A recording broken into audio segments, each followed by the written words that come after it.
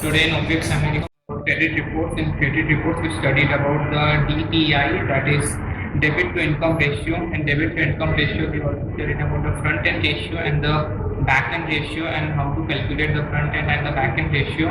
And then we studied about how to identify a legal loan taker. And then we studied about what is the work of underwriting team in this whole process. And then we studied about the account reports, different types of accounts. There is past due collecting accounts, credit accounts, investment debt accounts, student loan accounts, lease accounts, open 30 days charge accounts, HELOC, that is home equity line of credit accounts, alimony, maintenance, child support accounts, mortgage payment accounts, disputed regulatory accounts, and federal debts accounts. These were the topics we studied about. And they also taught us about the collecting accounts and the faulty accounts.